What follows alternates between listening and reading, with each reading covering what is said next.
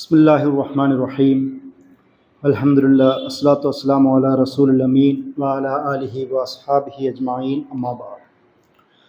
അസ്സലാമു അലൈക്കും വറഹ്മത്തുള്ളാഹി വബറകാതുഹു. ഉമറുൽ ഖത്താബ് റളിയല്ലാഹു അൻഹു അദ്ദേഹത്തിൻ്റെ ജീവിതത്തിൻ്റെ രണ്ടാം ഭാഗം നബി സല്ലല്ലാഹു അലൈഹി വസല്ലമയ്ക്കൊപ്പമുള്ള ഉമർ റളിയല്ലാഹുവിൻ്റെ ജീവിതത്തെക്കുറിച്ചാണ് നമ്മൾ പ്രധാനമായും ഇന്ന് സംസാരിക്കുന്നത്.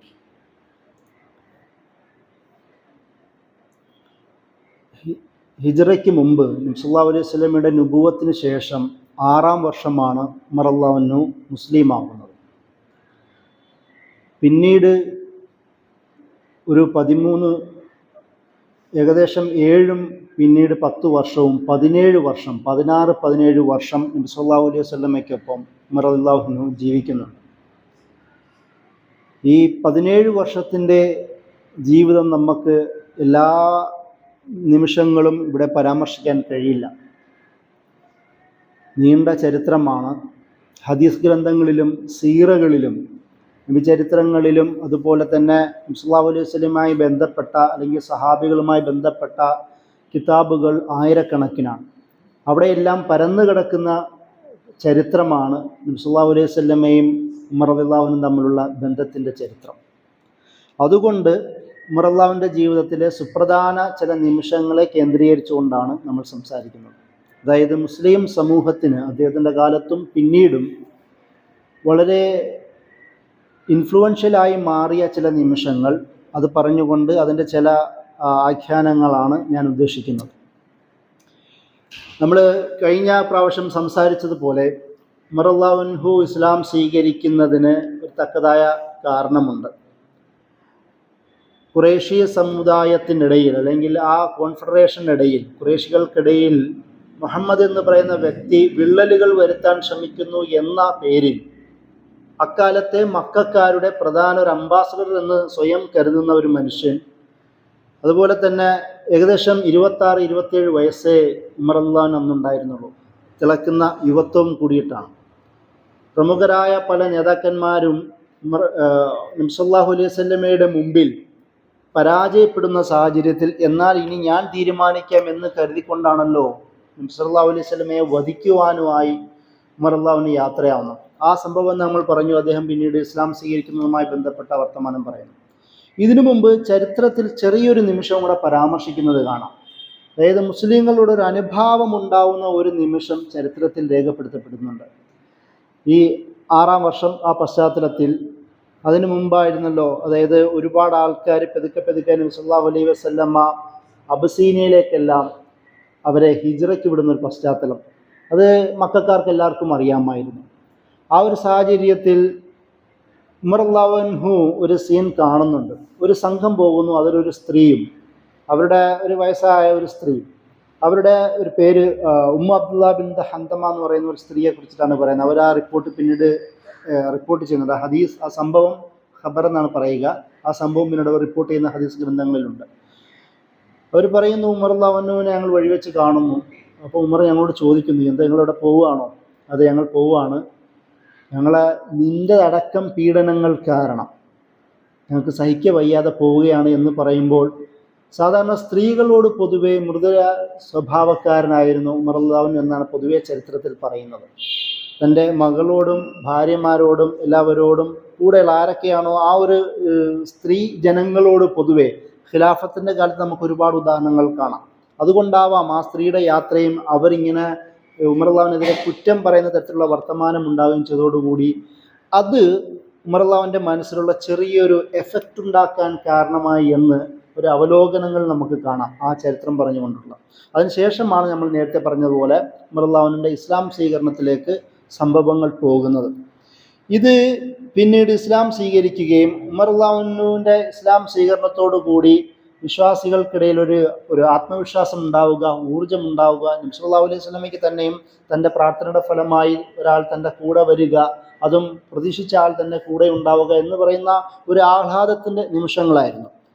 ആ സമയത്താണ് ഉമർ റളിയല്ലാഹു അൻഹു നബി സല്ലല്ലാഹു അലൈഹി വസല്ലമയോട് ചോദിക്കുന്നത്, അതായത് നബിയെ, നമ്മളിപ്പോഴെങ്ങാനും ഷഹീദായാൽ സ്വർഗത്തിൽ പോകൂലേ? എന്ന് അദ്ദേഹം ചോദിക്കുന്നു. അതെ, പോകും.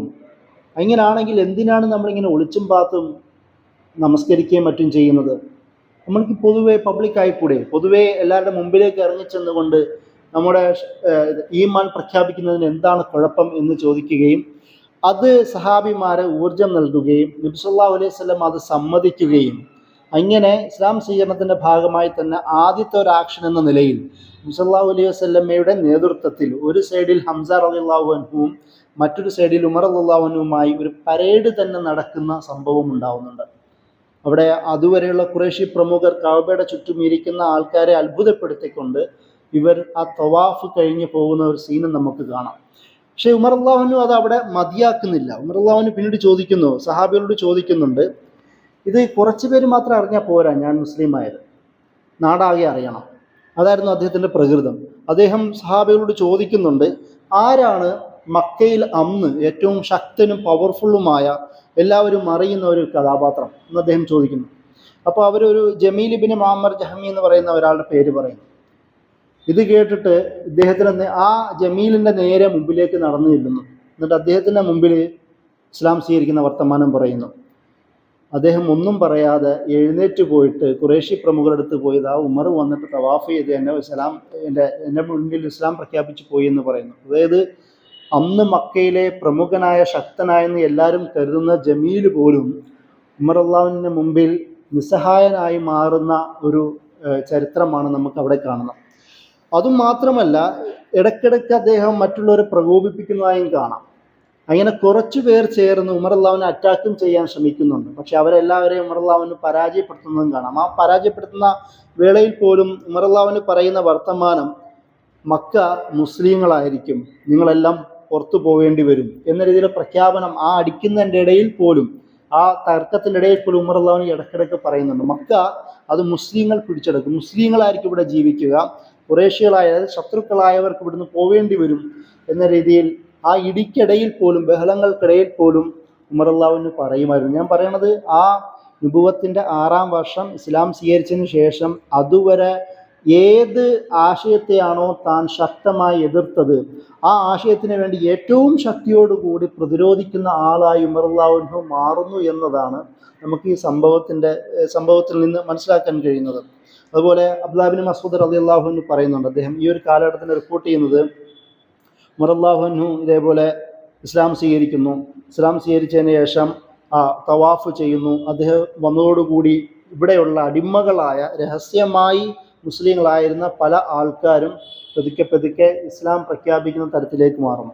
ഉമർ റളിയല്ലാഹു അൻഹു തന്നെ പറയുന്നുണ്ട്, ഞാൻ ഇസ്ലാം സ്വീകരിക്കുമ്പോൾ ആകെക്കൂടി 6 വർഷത്തിൽ, നുബുവത്തിൻ്റെ 6 വർഷത്തിന് ശേഷം ആകെക്കൂടി 39 പേരെ ഉണ്ടായിരുന്നുള്ളൂ, എന്നെയും കൂട്ടി 40 പേരായി എന്ന് പറയുന്നു. ആലോചിച്ച് നോക്കാൻ, നബി സല്ലല്ലാഹു അലൈഹി വസല്ലമയുടെ ഒരു റസൂലിൻ്റെ സകലവിധ മൗജിസത്തും മുന്നിൽ വെച്ചുകൊണ്ട് പ്രബോധനം നടത്തുന്ന ഒരു പ്രവാചകൻ്റെ പ്രബോധനത്തെ അംഗീകരിച്ചത് 6 വർഷം കഴിഞ്ഞിട്ടും വെറും 39 പേരായിരുന്നു എന്നതാണ് ചരിത്രം. ഉമർ റളിയല്ലാഹു അൻഹുവിനെയും കൂടെ ചേർത്തുകൊണ്ട് 40 പേരായി മാറുന്നു. പിന്നീട് 13 വർഷം നടത്തുമ്പോഴും മദീനയിലേക്ക് പോകുമ്പോഴും ഒരു 100-ൽ പരം ആൾക്കാർ മാത്രമേ ഉണ്ടാവുന്നുള്ളൂ. 13 വർഷം ഒരു പ്രവാചകൻ, റസൂൽ സല്ലല്ലാഹു അലൈഹി വസല്ലമ ദഅവത്ത് നടത്തിയിട്ടും അത്രയും പേരെ ഉണ്ടാവുന്നുള്ളൂ. അത് നമുക്ക് ബദറിൽ പോലും കാണാം. 313 പേര് മാത്രമാണ് യുദ്ധത്തിന് തയ്യാറാവുന്നത്. അതിൽ പകുതി അൻസാരികളാണ്. അപ്പോൾ നമ്മൾ മനസ്സിലാക്കേണ്ട ഒരു കാര്യം, ഒരു റസൂൽ, അന്ത്യപ്രവാചകൻ, ഏറ്റവും വലിയ മോജിസത്തായ ഖുർആനിൽ പോലും മുന്നിൽ വെച്ച് പോലും ദഅവത്ത് നടത്തിയിട്ടും അത്തരം പേരെ ഉണ്ടായിരുന്നുള്ളൂ എന്നാണ്. ആ ഒരു ചെറു സംഘത്തിൽ ഉമർ അള്ളാഹുവിൻ്റെ സാന്നിധ്യം എത്രത്തോളം ആവേശം ഉണ്ടാക്കിയിട്ടുണ്ടാവും എന്നതാണ് നമ്മൾ ആ ചരിത്രത്തിലേക്ക് പോകുമ്പോൾ, മക്കൻ പരിസരത്തിലേക്ക് പോകുമ്പോൾ നമുക്ക് മനസ്സിലാക്കാൻ കഴിയുന്ന ഒരു കാര്യം. അതുമാത്രമല്ല, ഇവിടെ വേറെ ചില സംഭവങ്ങൾ ഉണ്ടാവുന്നുണ്ട്.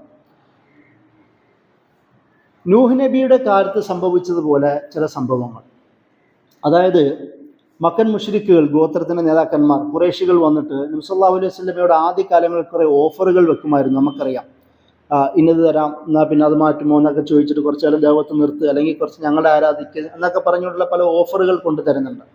അതിൻ്റെ കൂടെ ഒരു കാര്യമായിരുന്നു, ഞങ്ങൾ ഇസ്ലാം സ്വീകരിക്കാൻ മടിക്കുന്നത്, മുഹമ്മദ് നിൻ്റെ കൂടെ എപ്പോഴും ഞങ്ങളുടെ അടിമകളായിരുന്ന, സേവകരായിരുന്ന മനുഷ്യന്മാരെ കൂടെയുള്ളതാണ്. അർദലൂൻ, എന്ന് നൂഹ് നബി അലൈഹി ഇസ്ലാമിൻ്റെ പ്രമാണി മറുകം നൂഹ് നബി അലൈഹി ഇസ്ലാമിനോട് പറഞ്ഞ വർത്തമാനമാണ്. വക്കാലൽ മറുകം മല എന്നാണ് ഖുർആൻ ഉപയോഗിച്ചത്, പ്രമാണി വർഗം. അവർ വന്നിട്ട് പറഞ്ഞു, ഈ അർദലൂനെ ഈ പറയുന്ന തൊട്ട് തിന്നാൻ പറ്റാത്തവരെ, ഏറ്റവും ലോവർ ക്ലാസ് എന്ന് നമ്മൾ ആധുനിക ഭാഷയിൽ ഉപയോഗിക്കുന്നവരെയൊക്കെ മാറ്റുകയാണെങ്കിൽ ഞങ്ങൾ നിങ്ങളുടെ കൂടെ കൂടാം എന്ന് ചില വർത്തമാനം നൂഹ് നബി അലൈഹി ഇസ്ലാമിനോട് പറയുന്നത്. അതേ രീതി ഖുറൈശി നേതാക്കന്മാർ നബി സല്ലല്ലാഹു അലൈഹി വസല്ലമയോട് പറയുന്നുണ്ട്.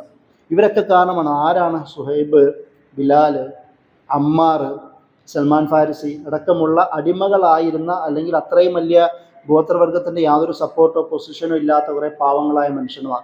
അവരെ മാറ്റിവെക്കുകയാണെങ്കിൽ ഞങ്ങൾ നിൻ്റെ കൂടെ കൂടാം, അല്ലെങ്കിൽ നിൻ്റെ കൂടെ ചർച്ചയ്ക്കിരിക്കാം എന്നൊക്കെ പറഞ്ഞൊരു ഓഫറുകൾ വെക്കുന്നു. അപ്പോൾ ഈ ഒരു സാഹചര്യത്തിൽ ഉമർ റളിയല്ലാഹു അൻഹു ഒന്ന് ചിന്തിക്കുന്നുണ്ട്, ഒരു കാര്യം ചെയ്യാം, നമുക്ക് ഇങ്ങനെയുള്ള സഹാബികൾക്ക് ഒരു ടൈം കൊടുക്കാം, അതുപോലെ തന്നെ ഖുറൈശി പ്രമുഖർക്ക് വേറൊരു ടൈം കൊടുക്കാം. വളരെ പോസിറ്റീവായ ഒരു ഇജ്തിഹാദ് എന്ന് തോന്നുന്ന തരത്തിലുള്ള ഒരു ചിന്തയാണ് അദ്ദേഹം അത് മുന്നോട്ട് വെക്കുന്നത്. നബി സല്ലല്ലാഹു അലൈഹി വസല്ലമയ്ക്കും വലിയ കുഴപ്പമില്ല എന്ന് തോന്നുന്ന തരത്തിലും അദ്ദേഹം തീരുമാനമെടുക്കാൻ തയ്യാറാവുന്നു.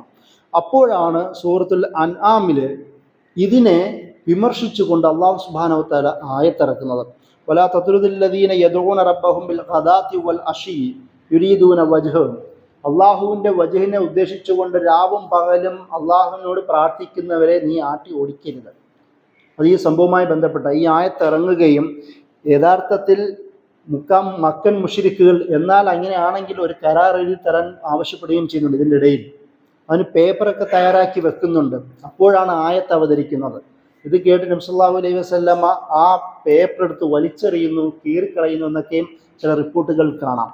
ഈ ആയത്തിറങ്ങുന്നതോടുകൂടി ഉമർ റളിയല്ലാഹു അൻഹു ഭയങ്കര വിഷമിക്കുകയും അദ്ദേഹം ഈ സഹാബികളോട് ചെന്ന് മാപ്പ് പറയുകയും ചെയ്തു എന്നും ചരിത്രത്തിലുണ്ട്. കാരണം അദ്ദേഹത്തിൻ്റെ മനസ്സിൽ ഒരിക്കലും എന്തായിരുന്നില്ല, ഇവർ രണ്ടാം കിടയാണ്, ഇവർ ഇത് മുതിർന്നവരാണ്, അവരോട് നമുക്ക് പരിഗണിക്കാം, ഏതരത്തിലുള്ള ചിന്തയായിരുന്നില്ല. പകരം എങ്ങനെ ഈ പ്രമുഖരെ താൻ വന്നതുപോലെ ഇതേപോലെ ഖുറൈശി സമൂഹത്തിൽ വളരെ സ്വീകാര്യതയുള്ള ആൾക്കാരെ ഇസ്ലാമിലേക്ക് കൊണ്ടുവരാനുള്ള ഒരു ഓപ്ഷൻ ഉണ്ടോ എന്നൊരു അന്വേഷണമായിരുന്നു അത്.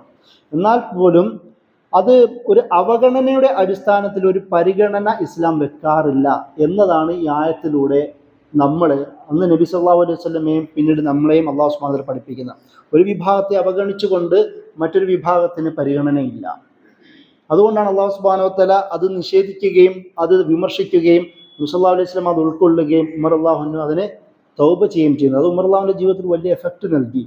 ഈ സഹാബിമാരോട് വലിയ സ്നേഹമാണ് പിന്നീട് ഉമർ റളിയല്ലാഹു അൻഹു കാണിച്ചത്.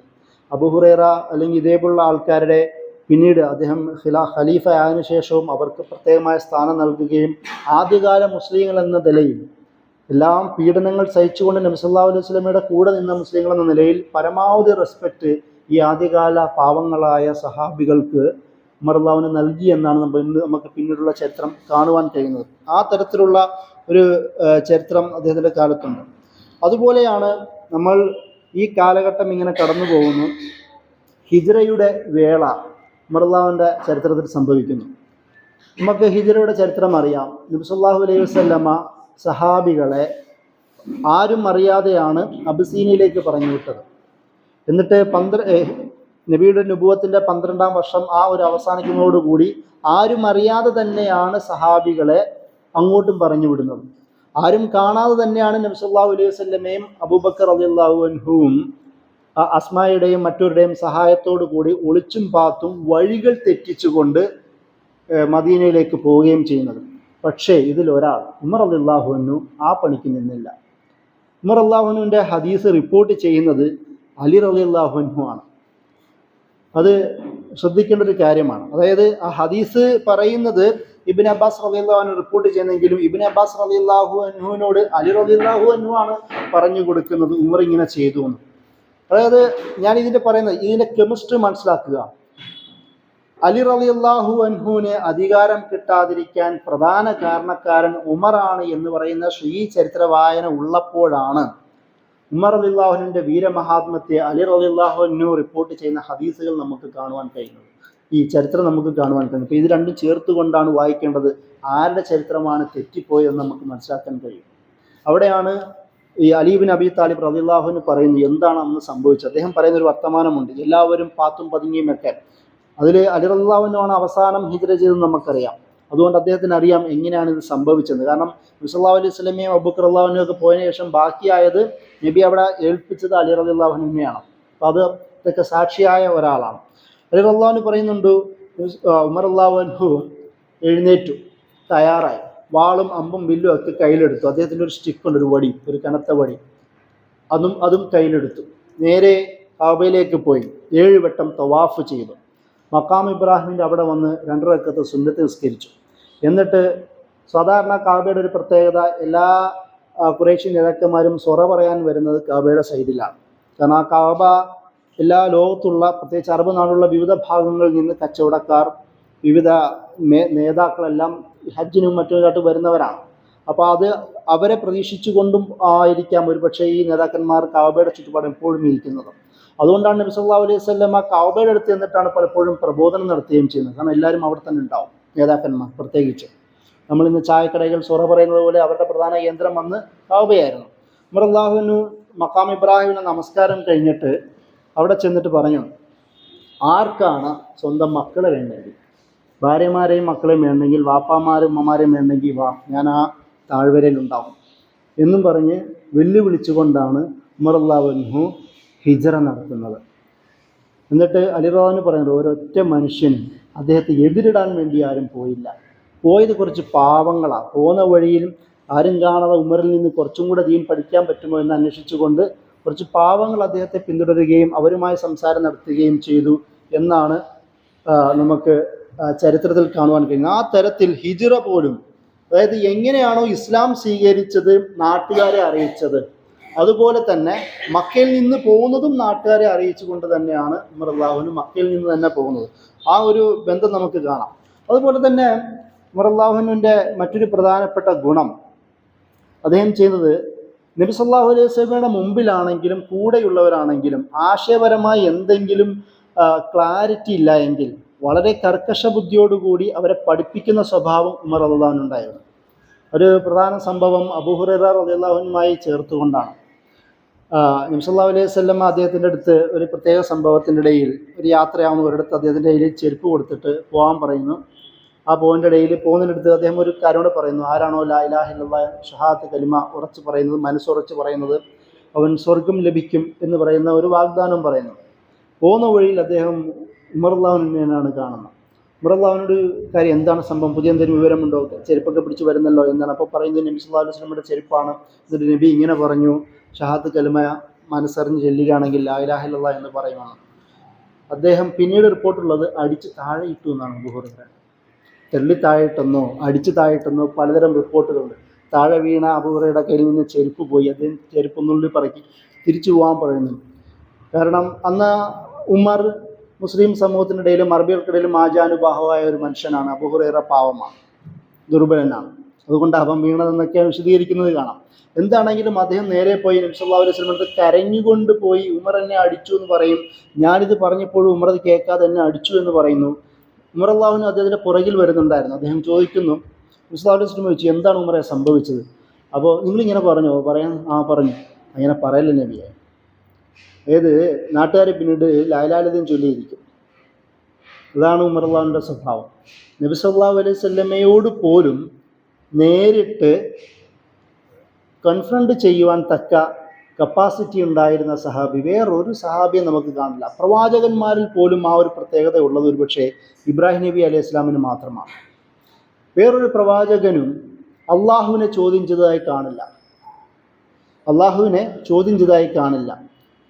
അല്ലെങ്കിൽ കൂടെയുള്ള അനുയായികൾ പ്രവാചകന്മാരെ ഇങ്ങനെ ചോദ്യം ചെയ്തതായും കാണില്ല. നമുക്കങ്ങനെ ശത്രുതയോടുകൂടി ചോദ്യം ചെയ്ത ബനു ഇസ്രായേലിൻ്റെ ചരിത്രം നമുക്ക് കാണാം, മൂസാ നബിയെ ചോദ്യം ചെയ്ത. പക്ഷേ അറിയാൻ വേണ്ടിയിട്ടും എന്നാൽ ഈമാനിൽ അടിയുറച്ച് നിന്നും അള്ളാഹുവിനെയോ പ്രവാചകന്മാരെ ചോദ്യം ചെയ്ത സഹാബികളെ അനുയായികളെ നമുക്ക് കാണില്ല. അത് ഉമർ റളിയല്ലാഹു അൻഹുവിലും പിന്നീട് ഇബ്രാഹിം നബിയിലാണ് നമുക്ക് കാണാൻ കഴിയുന്നത്.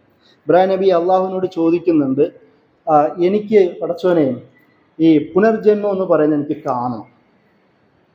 അപ്പോൾ അത് ചോദിക്കുന്നു, നീ എന്താ എന്നിൽ വിശ്വസിക്കുന്നില്ലേ? ആ വിശ്വസിക്കുന്നില്ല. യത്മഇന്ന ഖൽബി, എൻ്റെ ഹൃദയത്തിന് ശാന്തത ലഭിക്കാൻ വേണ്ടിയിട്ടാണ്. അതായത് അള്ളാഹു പുനർജീവിപ്പിക്കുമെന്നത് നേരിട്ട് കണ്ട് വിശ്വാസം ഉറപ്പിക്കാൻ ശ്രമിച്ച പ്രവാചകനായിട്ടാണ് ഇബ്രാഹിം നബി അലൈഹി ഇസ്ലാമിനെ ചിത്രീകരിക്കുന്നത്. അതുപോലെ തന്നെ ലൂത്ത് നബി സമൂഹത്തിനെ നശിപ്പിക്കാൻ പോകുന്ന മലക്കുകളോട് സംസാരിക്കവേ ആ കാര്യം പറയവേ അള്ളാഹു പറയുന്നുണ്ട്, എന്നോട് തർക്കിക്കുന്നവനായി ഇബ്രാഹിമിനെ ഞാൻ കണ്ടു. അതായത് നശിപ്പിക്കണോ പടച്ചോനെ എന്ന് ചോദിച്ചു എന്നാണ് അർത്ഥം. അങ്ങനെ അള്ളാഹുവിനോട് തർക്കിക്കുന്ന, നേരിട്ട് സംസാരിക്കാൻ കഴിയുന്ന ഒരു പ്രവാചകൻ, അതിൻ്റെ ഒരു ഗുണം നമുക്കൊരു പക്ഷേ ഇബ്രാഹിം നബിയുടെ ഗുണം ഉമർ റളിയല്ലാഹുവിൻ്റെ കാര്യത്തിൽ കാണാം. അതുകൊണ്ടാവാം നബി സല്ലല്ലാഹു അലൈഹി വസല്ലമ പലപ്പോഴും സ്വപ്നം കാണുമ്പോൾ ഉമർ റളിയല്ലാഹുവിനെ കണ്ടതായിട്ട് പല റിപ്പോർട്ടുകളിലുമുണ്ട്. അതായത് ഇനി ഒരു മുഹദ്ദിസ് എന്ന് പറയുന്ന ഒരു പദപ്രയോഗം ഉമർ റളിയല്ലാഹു ഉപയോഗിക്കുന്നുണ്ട്. അതായത് ഭാവിയെ ദീർഘവീക്ഷണത്തോടുകൂടി കണ്ട് അത് സത്യമെന്ന തരത്തിൽ പറയാൻ കഴിയുള്ള ഒരാൾ അത് ഉമറാണ് എന്ന് നബി സല്ലല്ലാഹു അലൈഹി വസല്ലമ പറയുന്ന ഹദീസുകളുമുണ്ട്. ദീർഘവീക്ഷണം കൂടുതലുള്ള ഒരു മനുഷ്യൻ, അത് പറയാൻ ഒട്ടും മടിയുമില്ലതാണ്. നബി സല്ലല്ലാഹു അലൈഹി വസല്ലമയുടെ നേരിട്ട് മുഖത്ത് നോക്കി പറയുന്ന ഒരുപാട് ചരിത്രങ്ങൾ നമുക്ക് കാണാം. അതിൽ ഏറ്റവും പ്രധാനപ്പെട്ട സംഭവമാണ് ഹുദൈബിയ സംഭവം. നബി സല്ലല്ലാഹു അലൈഹി വസല്ലമ അന്നത്തെ കൂടെയുള്ള വിശ്വാസികളുടെ മുഴുവൻ പ്രതീക്ഷകളെയും തെറ്റിച്ചുകൊണ്ടാണല്ലോ ഹുദൈബിയ സന്ധിയിൽ ഒപ്പിടാൻ തയ്യാറാവുന്നത്. ബിസ്മില്ലാഹിർ റഹ്മാനിർ റഹീം എന്ന് എഴുതുമ്പോൾ അവർ പറഞ്ഞു, റഹ്മാൻ റഹീം എന്ന് പറഞ്ഞ് ഞങ്ങൾക്കറിയില്ല, അത് മായ്ക്കാൻ പറയുന്നു. അപ്പോൾ അത് മായ്ക്കുന്നു. മുഹമ്മദ് റസൂലുള്ള ആണെന്ന് ഞങ്ങൾ വിശ്വസിച്ചിരുന്നെങ്കിൽ ഈ പ്രശ്നമേ ഉണ്ടാവുമായിരുന്നില്ലല്ലോ. എന്നാൽ റസൂലുള്ളാഹി മായ്ക്കാൻ പറയുന്നു. നബി അതും മായ്ക്കുന്നു. മുഹമ്മദ് ബിൻ അബ്ദുല്ല എന്ന പേര് മാത്രം വെക്കുന്നു. അങ്ങനെ ബിസ്മില്ല എന്ന പേരും എന്ന ടൈറ്റിലും മുഹമ്മദ് ബിൻ അബ്ദുല്ല എന്ന് മാത്രം വെക്കുന്നു. ഇതൊക്കെ കണ്ടുകൊണ്ടാണ് എല്ലാ സഹാബികളും കൂടെ ഇരിക്കുന്നത്. എന്നിട്ട് അവസാനം സന്ധിയും പോൽ മുസ്ലിങ്ങൾക്ക് നേരിട്ട് പ്രത്യക്ഷമായി എതിരാവുന്ന കരാറുകളും അതിൻ്റെ ക്ലോസുകളും മുഴുവൻ മുസ്ലിങ്ങൾക്കെതിരെ. അവസാനം ഉമർ അള്ളാഹുവിന് നബി സല്ലല്ലാഹു അലൈഹി വസല്ലമയോട് നേരിട്ട് ചോദിക്കുന്ന ചോദ്യം, നിങ്ങളിത് നബി തന്നെയാണോ എന്ന ചോദ്യം. അതായത് ആ ഒരു തരത്തിൽ വളരെ ക്രുദ്ധനായ ഉമർ അള്ളാഹുവിനെയാണ് നമുക്ക് ചരിത്രത്തിൽ കാണുവാൻ കഴിയുന്നത്. നബി തന്നെയാണോ എന്നുള്ള ചോദിക്കുന്നു. അതിൻ്റെ കൂടെ തന്നെ അദ്ദേഹം ചോദിക്കുന്നത്, ജിഹാദ് ചെയ്താൽ നേരത്തെ ചോദിച്ചതുപോലെ ഷഹീദാവുമെന്നല്ലേ പടച്ചോൻ പറഞ്ഞു, പിന്നെന്താ പ്രശ്നം എന്ന് അദ്ദേഹത്തിന് നബി സല്ലല്ലാഹു അലൈഹി വസല്ലമയോട് ചോദിക്കുന്ന ഉമർ അള്ളാഹുവിനെ നമുക്ക് കാണാം. അതായത് ഇപ്പോൾ നമ്മളെ തടയുകയാണെങ്കിൽ അറബുകാർ ഒരിക്കലും കാബയെ ലക്ഷ്യം വെച്ച് വരുന്ന ഒരാളെയും അന്ന് തടയുമായിരുന്നില്ല. കാരണം ഹജ്ജ് എന്ന് പറയുന്ന ഹറാമാക്കപ്പെട്ട മാസങ്ങളിലാണ്. അറബുകാരുടെ ജാഹിലി കാലത്ത് പോലുമുള്ള രീതിയാണ് ആ കാലഘട്ടത്തിൽ ആരുടെ രക്തം ചിന്താനോ പാടില്ല, കാബയിലേക്ക് ഹറമിലേക്ക് വരുന്നവരാരെയും തടയാനും പാടില്ല. പക്ഷെ എന്നിട്ടും ജാഹിലി കാലത്ത് പോലും ആ ഒരു വിചാരം ഉണ്ടായിട്ട് പോലും തങ്ങളെ തടയുന്ന ആൾക്കാർ, ജാഹിലി വികാരം പോലും മാനിക്കാത്ത ശത്രുക്കൾ, അവർക്കെതിരെ യുദ്ധം ചെയ്താൽ എന്ത് കുഴപ്പം എന്ന രീതിയിലാണ് ഉമർ അള്ളാഹുവിനു ശോഭി. പക്ഷെ നബി സല്ലല്ലാഹു അലൈഹി വസല്ലമ അതിന് മറുപടി പറയുന്നത്, വെയിറ്റ് ചെയ്യൂ, നമുക്ക് കാണാം. എന്നിട്ട് ഉമർ അള്ളാഹുവിനു വീണ്ടും ചോദിക്കുന്നുണ്ട്, എടാ നിങ്ങൾ പറഞ്ഞിരുന്നില്ലേ നമുക്ക് ഹജ്ജ് ചെയ്യാൻ പറ്റും, ഉംറ ചെയ്യാൻ പറ്റും എന്നൊക്കെ. അപ്പോൾ നബി സല്ലല്ലാഹു അലൈഹി വസല്ലം ചോദിക്കുന്നു, ഞാൻ ഈ വർഷം തന്നെ ചെയ്യുമെന്ന് പറഞ്ഞിട്ടില്ലല്ലോ. ഇല്ല, നമുക്ക് ചെയ്യാം, അടുത്ത വർഷങ്ങളിൽ ചെയ്യാം. എന്നിട്ട് ഈ സംഭവം പറഞ്ഞതിന് ശേഷം ഉമർ അള്ളാഹുവിന് പറയുന്നൊരു കാര്യമുണ്ട്, ഞാൻ എൻ്റെ ജീവിതത്തിൽ ഇസ്ലാം സ്വീകരിച്ചതിന് ശേഷം എൻ്റെ ഈ വിശ്വാസത്തിൽ ഇസ്ലാമിൽ സംശയിച്ച വേറൊരു ദിവസവും എനിക്കുണ്ടായിട്ടില്ല. ഇത് തെറ്റായെന്ന് മനസ്സിലായതിന് ശേഷം ഞാൻ ചെയ്ത സ്വതക്കകൾക്കും അടിമ വിമോചനത്തിനും കണക്കുകളില്ല എന്നും അദ്ദേഹം പിന്നീട് പറയുന്നുണ്ട്.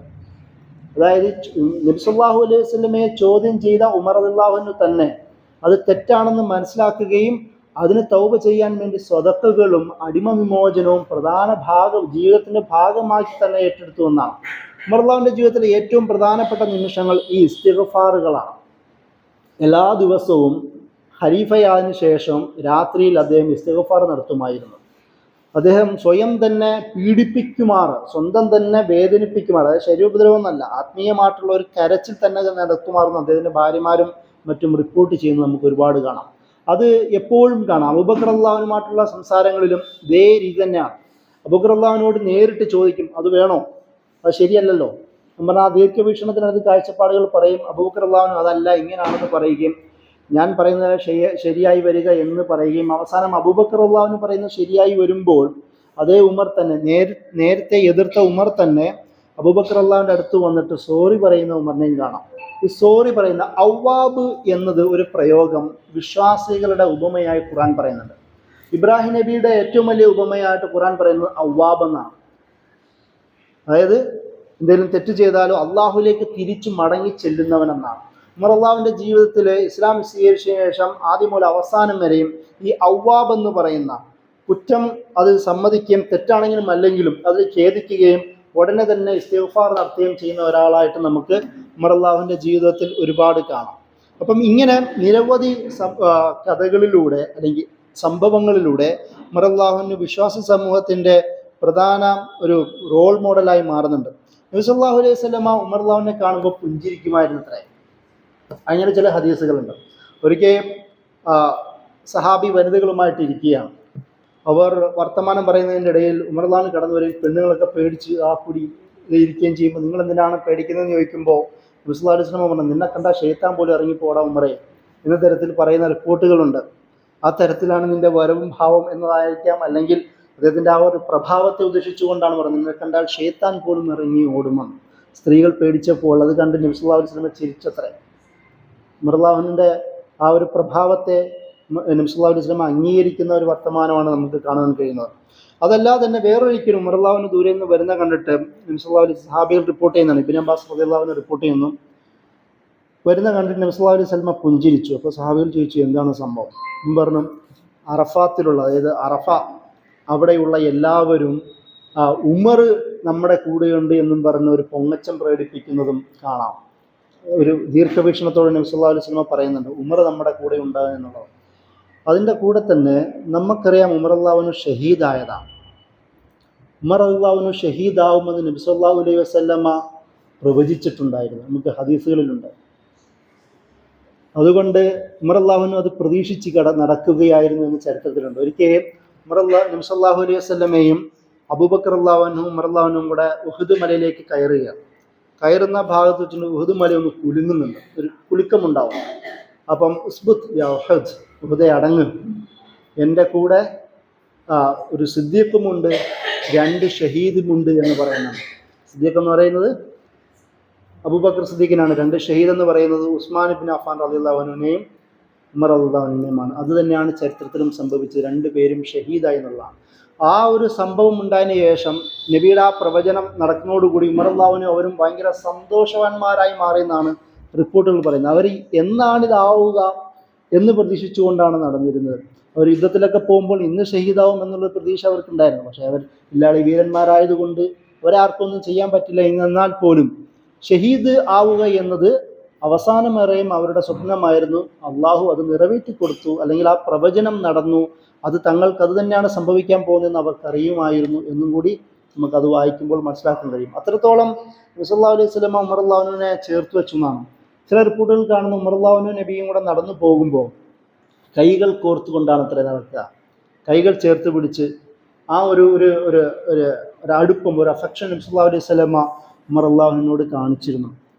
ഉമർ അള്ളാഹുവിനു നബി സല്ലല്ലാഹു അലൈഹി വസല്ലമ എവിടെ നിൽക്കുന്നു, ഉമർ അള്ളാഹുവിന് എവിടെ നിൽക്കുന്നു. അതേ ഉമർ അള്ളാഹുവിന് നബി സല്ലല്ലാഹു അലൈഹി വസല്ലമയുടെ അമ്മായിയപ്പനായി മാറുന്ന കഥയും നമുക്ക് കാണാം. അത് പിന്നീടാണ് സംഭവിക്കുന്നത്. ഇപ്പോൾ ജീവിതത്തിൽ തന്നെ ഉണ്ടല്ലോ, അമ്മായിയപ്പനായി മാറുന്ന ഒരു സഹാബി ഹഫ്സ നബി സല്ലല്ലാഹു അലൈഹി വസല്ലമയുടെ ഭാര്യയായി ഉമ്മുൽ മുഅ്മിനായി മാറുന്നു. അതിനേക്കാൾ വലിയ ഒരു സന്തോഷം വേറെ എന്താണ് വേണ്ടത്? അബൂബക്കർ റളിയല്ലാഹു അൻഹു നബി സല്ലല്ലാഹു അലൈഹി വസല്ലമയുടെ അമ്മായിയപ്പനായി മാറുന്നു. ഉസ്മാൻ റളിയല്ലാഹു അൻഹുവും നബി സല്ലല്ലാഹു അലൈഹി വസല്ലമയുടെ മരുമകനായി മാറുന്നു. പേരക്കുട്ടി അല്ല, ഒരു ദത്തെടുത്തു എന്ന ഭാവമുള്ള, എടുത്തു വളർത്തിയ എന്നാൽ കസിനായ അലി റളിയല്ലാഹു അൻഹുവും നബി സല്ലല്ലാഹു അലൈഹി വസല്ലമയുടെ മരുമകനായി മാറുന്നു. അതായത് 4 ഖലീഫമാരും നബി സല്ലല്ലാഹു അലൈഹി വസല്ലമയുടെ അടുത്ത ബന്ധുക്കാരായി മാറുന്ന അഹ്ലു ബൈത്ത് എന്ന് പറയുന്ന ഒരു വലിയ വൃത്തത്തിലേക്ക് എത്തുന്നത് നമുക്ക് കാണാം. അതിൽ പ്രധാന ഒരു വലിയ റോളുള്ളത് ഉമർ അള്ളാഹുവിന് തന്നെയാണ്. അത് നബി സല്ലല്ലാഹു അലൈഹി വസല്ലമയും അവർ തമ്മിലുള്ള ജീവിതത്തിൽ കാണാം. ഉമർ അള്ളാഹു അൻഹു കാരണമായി ചില ആയത്തുകൾ അവതരിച്ചിട്ടുണ്ട് എന്ന് റിപ്പോർട്ടുകളിലുണ്ട്. ഉമർ അള്ളാഹു അൻഹു കാരണമായി ചില ആയത്തുകൾ അവതരിച്ചിട്ടുണ്ട്. അതിലൊന്ന് നബി സല്ലല്ലാഹു അലൈഹി വസല്ലമയുടെ ഭാര്യമാരുമായി ബന്ധപ്പെട്ടതാണ്. ഇടക്കാലത്ത് ഭാര്യമാർ ചെറിയൊരു സമരം പ്രഖ്യാപിച്ചു നബി സല്ലല്ലാഹു അലൈഹി വസല്ലമയ്ക്കെതിരെ. അതായത് ഭാര്യമാർ 6-7 പേരുണ്ട്. ആ സമയത്ത് ചെലവുകൾ ചുരുക്കം. കാരണം ഒരു നാടിൻ്റെ റസൂലും ഒരു ലോകത്തിൻ്റെ റസൂലുമാണ് ഒരു നാടിൻ്റെ ഭരണാധികാരിയുമാണ്. ഒരേപോലെ ഏറ്റവും വലിയ മാതൃക കാണിക്കണമെന്ന് എല്ലാവരും പ്രതീക്ഷിക്കുന്ന ഒരാളാണ്. സ്വല്പം സമ്പത്ത് കണ്ടുപോയാൽ മുനാഫിക്കുകൾ ധൂർത്തനാണ് എന്ന് പ്രഖ്യാപിക്കാൻ നിൽക്കുന്ന കാലം, ബൈത്തുൽ മാല് നന്നായി വരുന്നുണ്ടെങ്കിൽ പോലും അതിൽ നിന്ന് ഒരു തരി പൊന്ന് പോലും ഒരു ആപ്പിൾ പോലും എടുക്കാൻ പറ്റാതിരിക്കുന്ന സാഹചര്യം, അത് നബി സല്ലല്ലാഹു അലൈഹി വസല്ലമയ്ക്ക് നന്നായി അറിയുക തന്നെ ചെയ്യാം. അതുകൊണ്ട് നബി സല്ലല്ലാഹു അലൈഹി വസല്ലമ തൻ്റെ കുടുംബത്തിൻ്റെ കാര്യത്തിൽ വളരെ ചുരുങ്ങിയ ചെലവിലാണ് ജീവിച്ചുകൊണ്ടിരുന്നത്. പക്ഷേ ഭാര്യമാർക്ക് ഇത് കാര്യമായി ഒരു സീരിയസ് ആയ വിഷയമായിട്ട് എടുക്കുകയും അവരൊരു സമരം പ്രഖ്യാപിക്കുകയും ഖുർആൻ അത് വളരെ വിശദമായി തന്നെ ചർച്ച ചെയ്യുന്നുണ്ട്.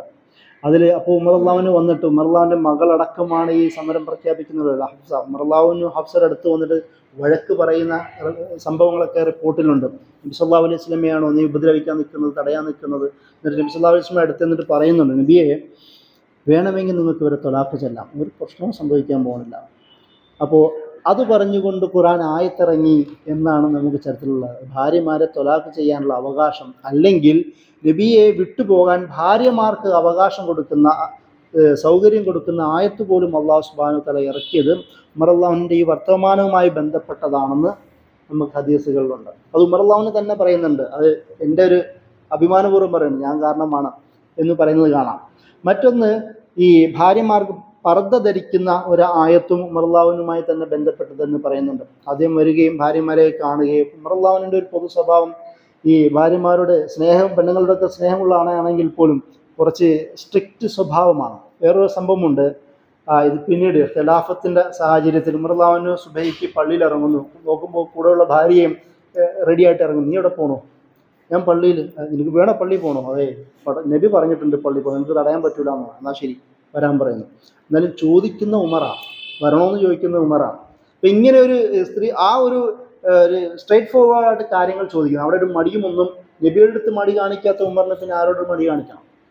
അതുകൊണ്ട് ഉമർ അള്ളാഹുവിനത് എല്ലാ കാര്യത്തിലും ആ ഒരു നിലപാട് തന്നെയാണ് സ്വീകരിച്ചത്. അപ്പോഴാണ് നബിയോട് തന്നെ പറഞ്ഞത്, ഈ ഭാര്യമാർക്ക് ഒരു കാര്യത്തിൽ ഒരു പർദ്ദയൊക്കെ സ്വീകരിച്ചുകൂടെ എന്ന ആയത്ത് വർത്തമാനം പറയും. സുഹൃത്ത് അഹ്സാബ് ആ ഭാഗത്ത് ഭാര്യമാരോട് പർദ്ദ സ്വീകരിക്കുന്ന ആയത്ത് അവതരിച്ചുകൊണ്ട് ഖുർആൻ ഇറങ്ങുന്നതുമായും നമുക്ക് റിപ്പോർട്ടുകളിൽ കാണാം. ഇങ്ങനെ ഇതല്ലാതെ നിരവധി വേറെയും ഏകദേശം 21ഓളം ഭാഗങ്ങളിൽ വന്നു എന്നൊക്കെയാണ് ഇമാം സുയൂത്തിയൊക്കെ പരാമർശിക്കുന്നത്.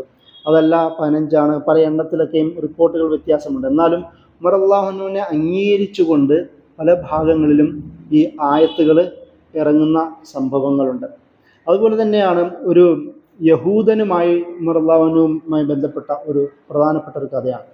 അതായത് യഹൂദനും പിന്നീട് നാട്ടുകാർ മുനാഫിക്കായി എന്നറിയപ്പെട്ട ഒരു മനുഷ്യൻ തമ്മിലൊരു തർക്കമുണ്ടായി.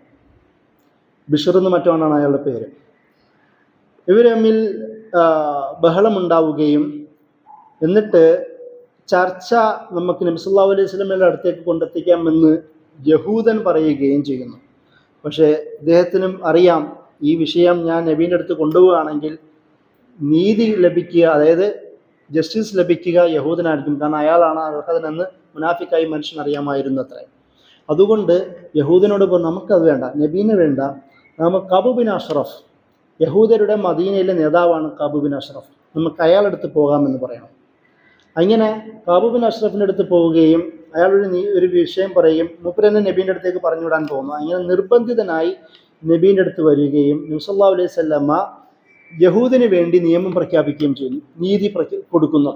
പക്ഷേ ഇത് തൃപ്തിയാവാതെ, ഇതിൽ നബി സല്ലല്ലാഹു അലൈഹി വസല്ലമ പറഞ്ഞതിൽ തൃപ്തിയാവാതെ ഈ മുനാഫിക്കായ മനുഷ്യൻ അബൂബക്കർ റളിയല്ലാഹു അൻഹുവിനെ കാണുന്നു. വേറെന്തെങ്കിലും വിധി കിട്ടുമോ എന്ന് പ്രതീക്ഷിച്ചുകൊണ്ട് അബൂബക്കർ റളിയല്ലാഹു അൻഹു നബി പറയുന്നതല്ലാതെ ഞാൻ പറയുകയില്ല എന്ന് പറഞ്ഞു. പിന്നെ ചെല്ലുന്നത് ഉമർ റളിയല്ലാഹുവിൻ്റെ അടുത്താണ്. ഉമർ റളിയല്ലാഹുവിൻ്റെ അടുത്ത് ചെല്ലുമ്പോൾ, ശരി നീ അവിടെ നിൽക്കുക, ഞാനിപ്പോൾ വരാമെന്ന് വീട്ടിൻ്റെ അകത്തേക്ക് കയറി പോകുന്നു. വാളെടുത്ത് അദ്ദേഹത്തെ വെട്ടിക്കൊല്ലുന്നു എന്നാണ് കഥ. എന്നിട്ട് പറഞ്ഞേ, നബി സല്ലല്ലാഹു അലൈഹി വസല്ലമ വിധിച്ചതിന് ശേഷം വിധിയില്ലെങ്കിൽ നിനക്ക് ഇതാണ് വേണ്ടത് എന്ന് മറുപടി പറയുന്നു. അപ്പോൾ ആകെ ബഹളമായി. ഒരു മുസ്ലിമിനെ ഉമർ വധിച്ചിരിക്കുന്നു, ഒരു മുസ്ലിമിനെ ഉമർ വധിച്ചിരിക്കുന്നു. വാർത്ത നബി സല്ലല്ലാഹു അലൈഹി വസല്ലമയുടെ അടുത്തെത്തി. നബി സല്ലല്ലാഹു അലൈഹി വസല്ലമ പറഞ്ഞു, ഉമർ ഒരിക്കലും ഒരു മുസ്ലിമിനെ വധിക്കില്ല. കാരണം ഉമറാണ്, ഉമർ ഒരിക്കലും മുസ്ലിമിനെ വധിക്കില്ല. അങ്ങനെയാണ് അല്ലാഹു സുബ്ഹാനഹു വ തആല അതിനെയും അനുകൂലിച്ചുകൊണ്ട് ആയത്തിറങ്ങുന്നുണ്ട്. ആയത്തിൽ പറയുന്നു, ഒരിക്കലും ഒരു താഗൂത്തിനെ അഭയം തേടേണ്ടവരല്ല. ഇവിടെ താഗൂത്ത് എന്ന് പറയുന്നത് കഅബ് ബിൻ അഷ്റഫിനാണ്. നബി സല്ലല്ലാഹു അലൈഹി വസല്ലമ ഉണ്ടായിരിക്കെ ഒരു മുസ്ലിം, അതും ഒരു മുസ്ലിം നിയമവിധി തേടേണ്ടത് താഗൂത്തിനെ അല്ല, നബി സല്ലല്ലാഹു അലൈഹി വസല്ലമയെ ആയിരിക്കണം. എന്നിട്ട് അടുത്തപ്പം മുനാഫിക്കുകൾ പറഞ്ഞു വരുത്തിയത് ഉമർ മുസ്ലിമിനെയാണ് വധിച്ചത്. കാരണം പേരിൽ അയാൾ മുസ്ലിമാണ്, നാട്ടുകാർക്കിടയിൽ മുസ്ലിമാണ്. അപ്പോഴും അല്ലാഹു സുബ്ഹാനഹു വ തആല അതിനെ ആയത്തിറക്കി എന്നാണ് നമുക്ക് ഹദീസുകൾ കാണുവാൻ കഴിയുന്നത്. അതിൽ അല്ലാഹു സുബ്ഹാനഹു വ തആല പറയുന്നുണ്ട്, ഉമർ ഒരിക്കലും ഈ സംഭവത്തിൽ ഒരു വിശ്വാസി ഒരിക്കലും എന്ത് ചെയ്യില്ല, അള്ളാഹുവും റസൂലും മുമ്പുണ്ടായിരിക്കെ വേറൊരാളെയും അഭയം തേടുന്ന ഒരു സംഭവം ഒരു വിശ്വാസിക്ക് ഉണ്ടാവുകയില്ല എന്ന് ഉമർ അള്ളാഹുവിനെ സപ്പോർട്ട് ചെയ്തുകൊണ്ട് ആയത്തിറങ്ങി എന്നതും നമുക്ക് ചരിത്രത്തിൽ കാണുവാൻ കഴിയും. ഇതാണ് ഉമർ അള്ളാഹുവിനെ ഖുർആൻ എങ്ങനെ പ്രൊട്ടക്റ്റ് ചെയ്തു എന്നതിൻ്റെ ചരിത്രം. അതുപോലെ തന്നെ മറ്റൊരു സംഭവം, ഉമർ അള്ളാഹുവിന് വേറൊരാളെ വധിക്കാൻ ഒരുങ്ങിയ ചരിത്രവും കൂടെ ഉണ്ട്. അത് അബ്ദുല്ലാഹ് ഇബ്നു ഉബയ്യ് ഇബ്നു സലൂൽ എന്ന് പറയുന്ന മുനാഫിക്കുകളുടെ നേതാവായ മനുഷ്യനാണ്. നബി സല്ലല്ലാഹു അലൈഹി വസല്ലമയും സംഘവും ഒരു യുദ്ധത്തിൻ്റെ കഴിഞ്ഞ് പശ്ചാത്തലത്തിൽ നിൽക്കുകയാണ്. അപ്പോൾ അവർ വിശ്രമിക്കുന്ന ഭാഗത്ത് ഒരു മുഹാജിറായ ഒരു മനുഷ്യൻ തമാശയ്ക്ക് തൻ്റെ കയ്യിൽ നിന്ന് അമ്പെടുത്ത് അൻസാരികളായ ഒരാളെ കുത്തി. തമാശയായിരുന്നു, പക്ഷേ ആ മനുഷ്യൻ അത് സീരിയസ് ആയിട്ട് എടുത്തു. അവർ തമ്മിൽ തർക്കമായി. സഹാബികളാണ്, ജിഹാദിന് പോയതാണ്, നബിയുടെ കൂടെയുണ്ട്. പക്ഷേ നബിയുടെ മുമ്പിൽ വെച്ച് തന്നെ അവരങ്ങോട്ടും ഇങ്ങോട്ടും ബഹളമായി.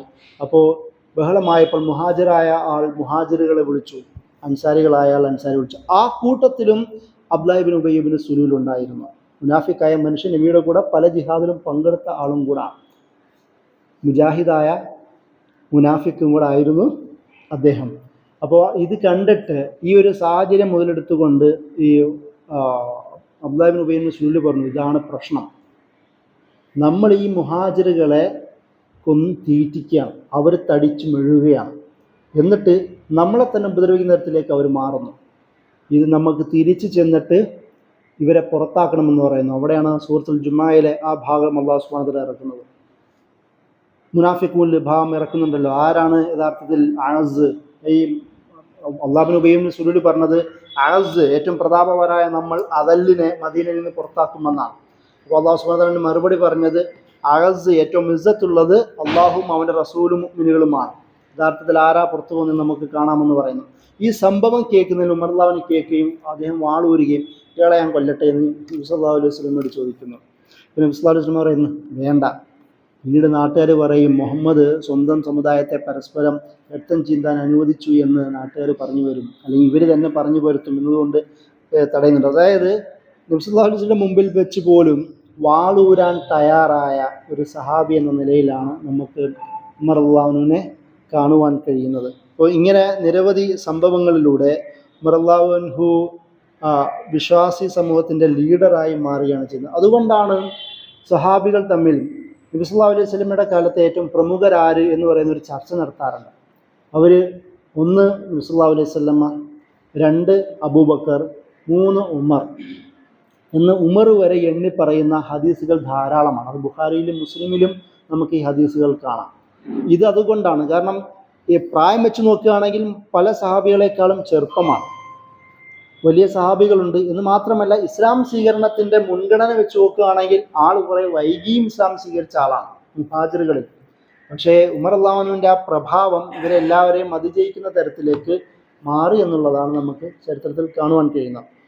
പിന്നീട് നമുക്ക് ഇതിൻ്റെ ഒരു അവസാനത്തിലേക്ക് വരികയാണെങ്കിൽ, ഉമർ അള്ളാഹു അൻഹു നബി സല്ലല്ലാഹു അലൈഹി വസല്ലമയുടെ വഫാത്തുമായി ബന്ധപ്പെട്ട ചില സംഭവങ്ങളിൽ ഉമർ അള്ളാഹു അൻഹുവിൻ്റെ ചില നിമിഷങ്ങൾ ചരിത്ര പ്രസിദ്ധവും എന്നാൽ പിൽക്കാലത്ത് വളരെ വിവാദപരവുമായി മാറിയിരുന്നു. അതിൽ പ്രധാനമായത് നബി സല്ലല്ലാഹു അലൈഹി വസല്ലമ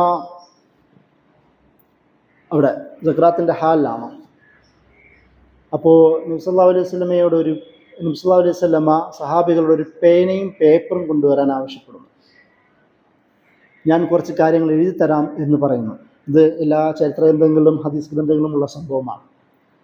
അപ്പോൾ ഉമർ അള്ളാഹുവിന് ഉടനെ പറയുന്നു, നബി സല്ലല്ലാഹു അലൈഹി വസല്ലം നല്ല വേദന കൊണ്ട് പൊളയുന്ന സാഹചര്യത്തിലാണ് ഈ വർത്തമാനം പറയുന്നത്, ഒരു പേനയും പേപ്പറും കൊണ്ടുവരാൻ പറയുന്നത്. ഇപ്പം എന്തോ വസിയത്തോ മറ്റോ ആവണം. ഉമർ അള്ളാഹുവിന് പറയുന്നു, നബി അത് വേണ്ട, നിങ്ങൾ ആവശ്യത്തിന് നമ്മുടെ കയ്യിൽ ഖുർആൻ തന്നിട്ടുണ്ട്, സുന്നത്ത് മുഴുവൻ ഞങ്ങളുടെ ജീവിതത്തിലുണ്ട്, ഇനി പ്രത്യേകിച്ച് നിങ്ങൾ അതിന് ബുദ്ധിമുട്ടേണ്ടതില്ല, വിഷമിക്കേണ്ടതില്ല എന്ന രീതിയിൽ തടഞ്ഞു. അപ്പോൾ ചില സഹാബികൾ പറഞ്ഞു, അല്ല നബി ആവശ്യപ്പെട്ടതല്ലേ, അപ്പോൾ നമ്മൾ എന്തായാലും കൊടുക്കണം. അപ്പോഴും ഉമർ അള്ളാഹു പറഞ്ഞു വേണ്ട എന്ന് പറഞ്ഞു. ഇത് അപ്പോൾ നബി സല്ലല്ലാഹു അലൈഹി വസല്ലം എന്നാൽ ശരി ഓക്കെ എന്ന് പറഞ്ഞ് ചർച്ച വിടുകയും, ഇത് വ്യാഴാഴ്ചയാണ് സംഭവിക്കുന്നത് ഡേറ്റ് പ്രകാരം.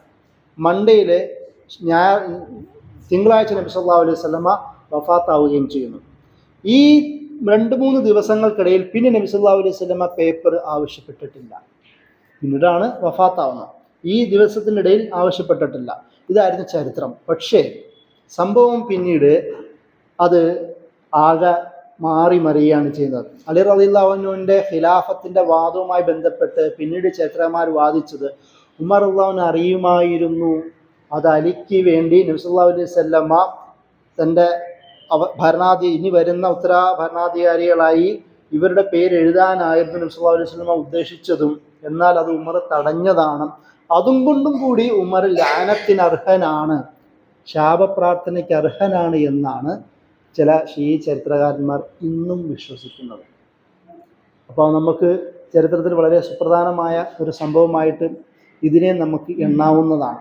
പക്ഷേ അതിലെ പണ്ഡിതന്മാർ, അതിലെ ഇബ്നു തൈമിയ്യ അടക്കം, ഇമാം ഗസാലി, ഒരുപാട് പണ്ഡിതന്മാർ, ഇബ്നു ഹജർ, ഇമാം നവവി, എല്ലാ ആധികാരികരായ ഇസ്ലാമിക ലോകത്തെ ഹദീസ് പണ്ഡിതന്മാരും ആ സംഭവം ഇവർ പറയുന്നത് പോലല്ല, ഇങ്ങനെയാണ് ഉമർ അള്ളാഹുവിനെ അതുകൊണ്ട് ഉദ്ദേശിച്ചത്. നബി സല്ലല്ലാഹു അലൈഹി വസല്ലമയുടെ വേദന കണ്ട് പൊളയുന്ന സാഹചര്യത്തിൽ ഇനി പ്രത്യേകിച്ച് വേറെ വർക്കൊന്നും വേണ്ട, അടങ്ങിയിരിക്കാനാണ്.